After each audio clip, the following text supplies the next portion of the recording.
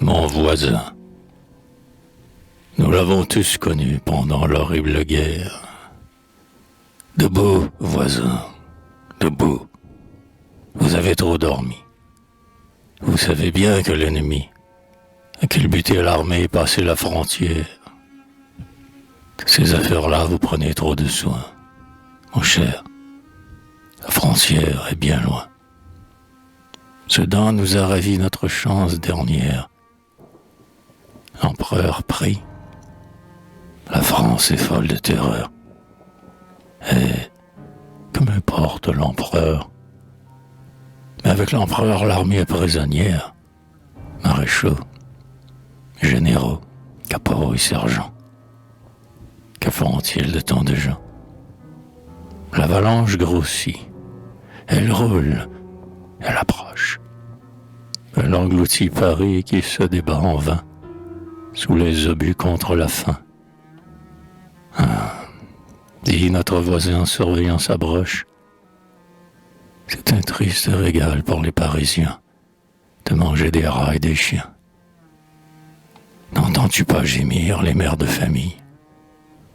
Tous nos pauvres garçons sont partis, mais hélas, tous certes ne reviendront pas. Y songes-tu, voisin?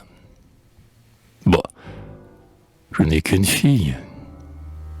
Le Prussien féroce, on le tient pour certain, est plus gourmand que libertin. Entends-tu le canon? Nos mobiles reculent. Oh, honte! Quelques-uns courent comme des fous. Ce ne sont pas ceux de chez nous. La ville est envahie, les villages brûlent. J'entends le lourd galop des chevaux. Les voici. Qui sait s'ils viendront jusqu'ici? Ils y sont. Le cheval du en noir se cabre. Le dernier Prussien se cramponne à ses crins. S'il pouvait se casser les reins.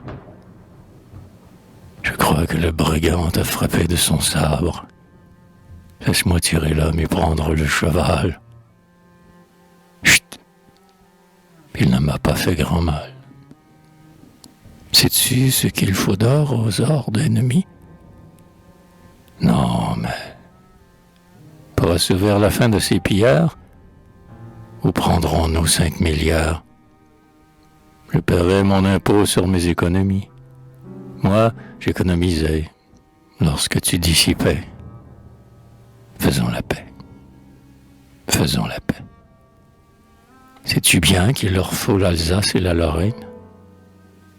Il reste un mot sublime à répondre. Jamais. Faisons la paix. Faisons la paix. 2 morceaux de ta chair, ô France, qu'on les prenne et qu'on nous laisse ensuite au repos. Aussi bien, je n'ai là-bas parent ni bien. La paix est faite. Hélas, notre voisin n'a guère de regrets. Il est calme. Il a tout oublié. Il n'est pas même humilié. Il a choisi pour gendre, au sortir de la guerre, un riche et vieux garçon qui, revenu perclus, jure qu'on ne l'y prendra plus. Mon voisin est-il donc un homme abominable, que le mépris public isole sous son toit? Un lâche que l'on montre au doigt? Non, les honnêtes gens l'admettent à leur table.